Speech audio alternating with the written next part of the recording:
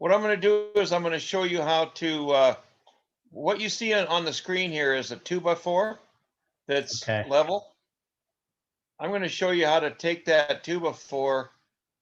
Okay, let's say you used your pitch gauge and you determined that a roof was, instead of 6 and 12, let's say you determined that it was a 5.4. Okay, Okay. so here's how you approach that. You take your rise and you divide it by your run.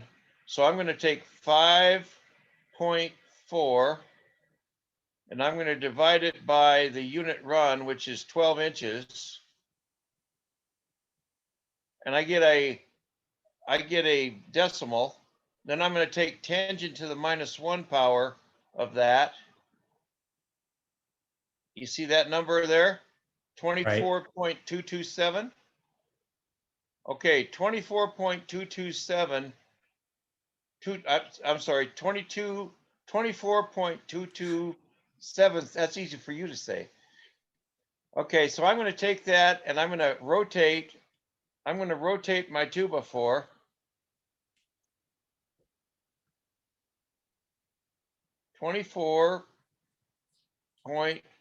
.2277. So now I have that at the exact angle from horizontal that needs to be to give us that, to match that roof slope. Okay. So that is a description of how you do off pitches. You simply take the rise, you divide it by the run, which is always 12 inches. Okay. Right. 12 inches is your unit run.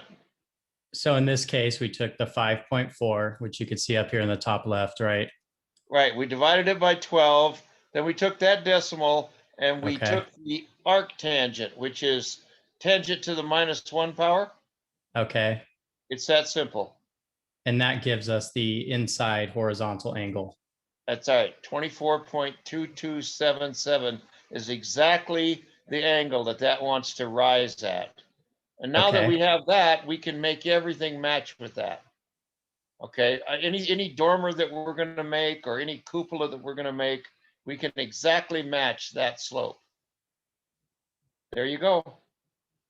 It's that easy. Okay. Hey, Okay. Glenn, I was wondering if you could show me how to convert the dimensions. I was having trouble in getting, fraction form and going back to decimals, and then taking that decimal and vice versa, going back to a fraction. If you could show me how to do that really quickly, that'd be very helpful.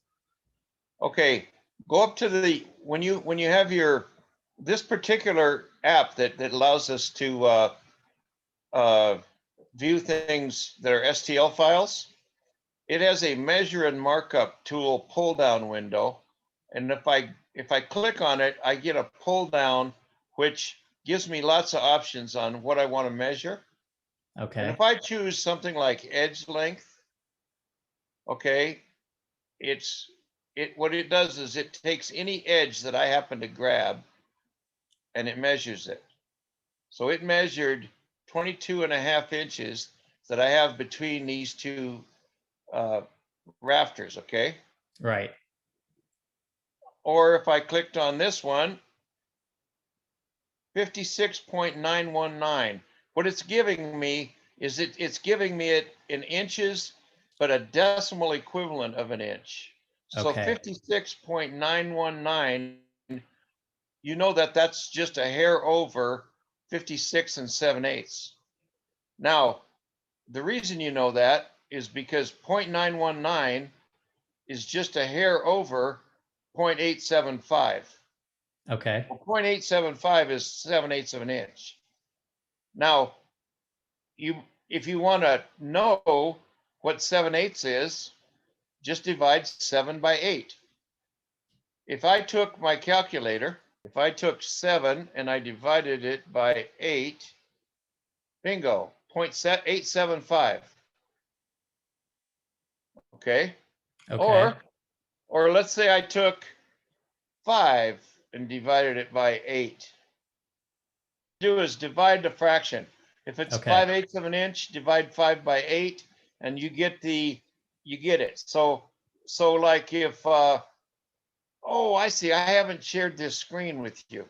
Oh, that's my fault. Okay, so let me go back over Okay. to my 3D Tool app.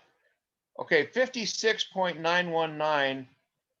Essentially, when you're talking about framing, we round everything off to the nearest eighth of an inch. Okay. We don't worry about sixteenths because sixteenths is less than a saw blade width. Now, if you were doing fine cabinetry, or if you were doing aerospace or something, you might worry about tiny fractions of an inch. So 56.919, if you mark it at 56 and 7/8, that's okay. Okay, so let me click this one. 55.102. That's the length of that stud. Well, 56.125 would be an eighth. So mark it at 55 and an eighth, and you're okay. Okay. So that's not gonna be make or break or kill you to round up to the No, to you the just got nearest to learn eighth. how to just mentally round everything up to the nearest eighth of an inch, or down Okay. to the nearest eighth of an inch. Same Okay. thing here. So for instance, this 56.919, we would round it down to 56.875. Yep. Or Okay. yeah, or most people would just mark it at 57. I It see. doesn't matter. It's a saw blade width one way or another. Okay. You catch my drift? See Okay. if I, So what happens if we're doing this along the entire structure and we're rounding up or down, although it is just a saw blade's length, it's not going to have any uh, massive recurring effects, like these aren't all going to add up and ruin the it, structure. it would if that's the way you were doing it. In other words, if I was to add the common difference to my jack rafters, they get progressively. If we had a long hip and we had a bunch of jack rafters that is that are going to be added progressively as it goes up the hill, then we wouldn't round off. We wouldn't round off until we're all done. In other Okay. words, I would use the precise decimal equivalent of that rafter length, and then I would do all my work getting the lengths. And then after I got them all marked, then I would round off. That way you don't get the growth, the progressive error. Okay. See what I'm saying? I understand. So it's done only at the very end. Right. Now, Okay. watch this. As we move around this is a 14 and 12 pitch, but look at how well that planes across there. See how nicely that planes a flat surface across there? That's Right. It's very very flat. difficult to do. A lot of people struggle with that. They have trouble making these things look nice. The steeper you get, the more pronounced any little error is. And if you look at So at which point would most people make the fault? What separates the men from the boys? How were you able to get it to be so flush and flat? a lot of experience. Okay, so are there any small takeaways? Like when you're looking at that, what are the most important things? Well, the important thing to remember, okay, I'll give you one, for example. You'll notice that I only used a 12-inch, you'll notice that I only used a 12-inch overhang distance from the outside of this fascia board to the wall. The Okay. reason I chose 12 inches is because on a steep slope like this, if you go any longer than that, you end up covering up the window. When a Ah, rafter is steep, you can only go out so far before you start being unable to see out the window. right. You got to be able to see out the window. 6'8" is the bottom of that header. Well, if 6'8" is the bottom of that header and you want to be able to see out the window, you can't use a long overhang. We typically like to choose shorter overhangs for roof pitches that are steep for that reason. Okay. So in other Otherwise- words, as you're doing this, you're picturing the already built structure as if you were inside trying to look out the window. Right.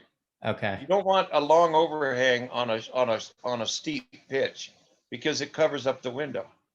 Your Okay. tail will cover up the window or a part of it.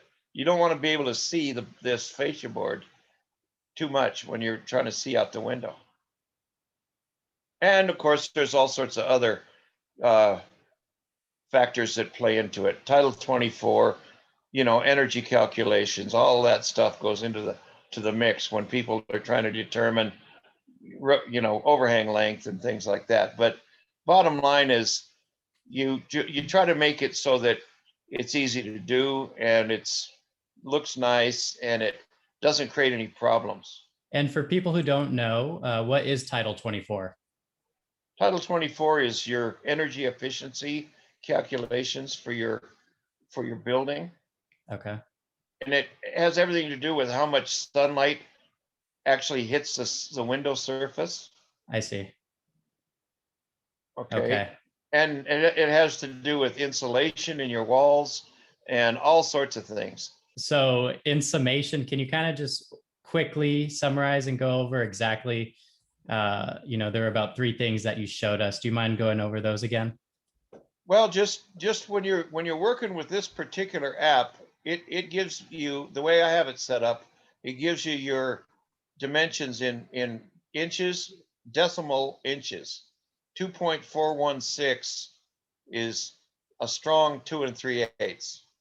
That's all you got to do. Mark it that way. These CAD models are full size. There is no scale. These are full size drawings. That's the length of that tail, 16.134, 16 1/8. Okay. So in other words, what you see right here, when you build it, that's exactly what you're going to get. That's exactly what you're going to get. And you can cut it just like that. You don't have to worry about it.